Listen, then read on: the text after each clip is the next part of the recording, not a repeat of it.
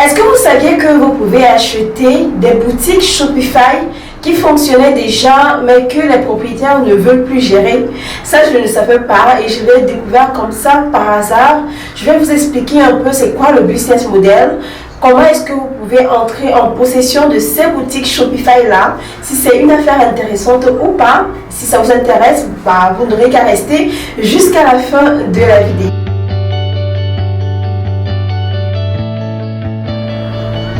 Moi, je suis Elodie Onana, je suis web entrepreneur depuis 2019. J'accompagne les personnes qui veulent se lancer dans le business en ligne avec la Turquie, la Chine. J'accompagne les personnes qui veulent utiliser Internet pour pouvoir lancer une activité génératrice de revenus. D'ailleurs, j'ai écrit un e-book avec 50 idées de business à lancer avant décembre. Pour l'avoir, vous devez simplement cliquer sur le lien en barre de description. Alors, parlons de ce business model-là plutôt intéressant qui est de racheter le business d'une autre personne. Après, ce n'est pas comme si on réinventait la roue, c'est quelque chose qui existait déjà. Mais je vous avoue que pour Shopify, j'ai découvert ça vraiment au hasard. J'étais en train de créer ma boutique Shopify et ils m'ont envoyé un email avec une liste de différentes niches, de différents business qui tournaient déjà, mais que leurs propriétaires voulaient vendre. Vous pouvez voir les différents business si vous allez sur Shopify Marketplace et là-bas vous verrez le nom du business, la niche dans laquelle le business est, depuis quand est-ce que le business en question tourne. C'est quoi le chiffre d'affaires du business? À combien est-ce qu'ils revendent le business? Est-ce qu'ils vendent le business en question avec les inventaires, avec le contact de fournisseurs? Est-ce que vous avez besoin de faire quoi que ce soit ou juste acheter le business et ça continue de fonctionner? Un avantage que je vois, c'est que vous prenez une affaire qui fonctionne déjà et vous pouvez avoir des chiffres réels de Shopify parce que toute l'opération, toute la transaction est régulée par Shopify qui donne les vrais chiffres que ces propriétaires-là ont eu sur leur boutique. Je vous assure que vous pouvez avoir des boutiques qui par mois génèrent 50 000 euros de chiffre d'affaires. Vous avez d'autres boutiques qui génèrent les 100 000 euros de chiffre d'affaires. Et il y a des propriétaires de boutiques qui peuvent vous donner des stratégies pour que ça continue de tourner autant. Et il y a d'autres qui refusent de donner des stratégies et qui vous vendent simplement la boutique. À partir de là, c'est vous qui devez tout gérer, que ce soit le marketing, que ce soit la logistique. S'il y a des inventaires dans des marchandises qui sont stockées, c'est vous qui devez stocker toutes ces marchandises-là. Le propriétaire, lui, il vous donne simplement le nom de domaine, il vous donne également le site internet et vous continuez à faire tourner l'affaire.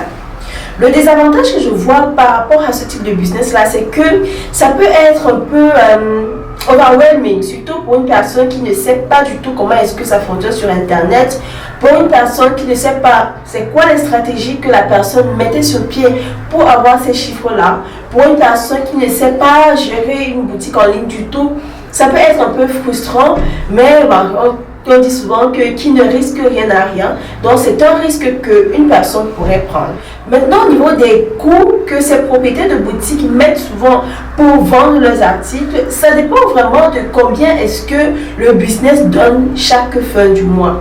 Mais ce qui m'a un peu intrigué, c'est que pour certains business, il y avait un gros écart entre le chiffre que ça rapportait par mois et le coût auquel il est prêt à revendre son business. J'ai par exemple vu une boutique qui générait normalement 10 000 $, 10 000 euros de bénéfices de chiffre d'affaires par mois, mais le propriétaire de la boutique revend la même boutique à 50 000 euros.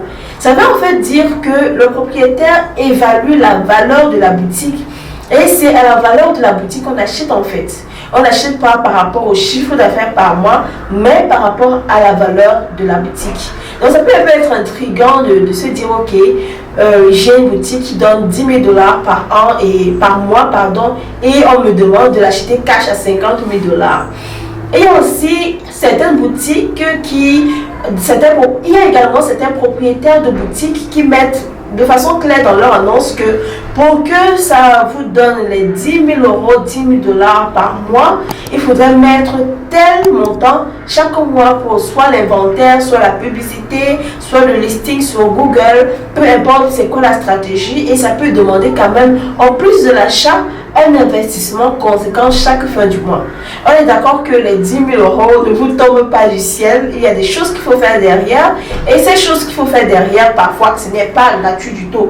Donc ne pensez pas que si vous achetez la boutique en ligne d'une personne qui fonctionnait très bien, c'est que non, vous achetez la boutique et que non, je m'assois et tout fonctionne tout seul. Non. À partir du moment où vous la prenez, le travail doit se faire à votre niveau et vous devez comprendre comment est-ce que ça marche. Les niches prometteuses que j'ai vues, du moins, c'était des boutiques qui fonctionnaient en ligne. C'était les niches de la beauté, la niche des animaux, bien entendu, la niche du bien-être. C'était les trois principales niches où, quand je regardais, en fait, quand j'observais, chaque fin du mois, les chiffres d'affaires étaient vraiment conséquents.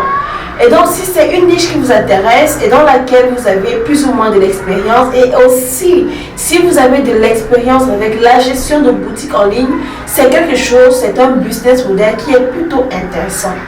Après, ce principe peut s'appliquer aussi à des business traditionnels. Par business traditionnel, j'entends des business qui fonctionnent normalement, c'est-à-dire une boutique qui tenait bien et après, le propriétaire peut-être voyage. Et donc, vous achetez son affaire et à partir de là, le business continue. C'est le même principe plus ou moins, mais la différence est que ça se fait en ligne.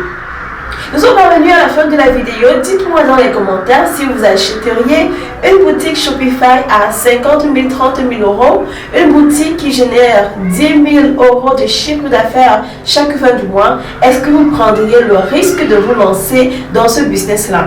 Est-ce que vous connaissiez même déjà le business model en question? Est-ce que c'est quelque chose que vous essayeriez si vous aviez les moyens? Moi, je suis Elodie Onana. Je vous accompagne depuis 2019 à vous lancer dans le business en ligne avec la Chine, avec la Turquie. Je vous encourage à utiliser Internet pour pouvoir lancer votre business. Pour vous, j'ai rédigé 50 idées de business que vous pouvez trouver dans la barre de description. Abonnez-vous à ma chaîne YouTube, à ma page Facebook pour ne plus rien rater de mes astuces et de mes idées de business. Ciao les boss!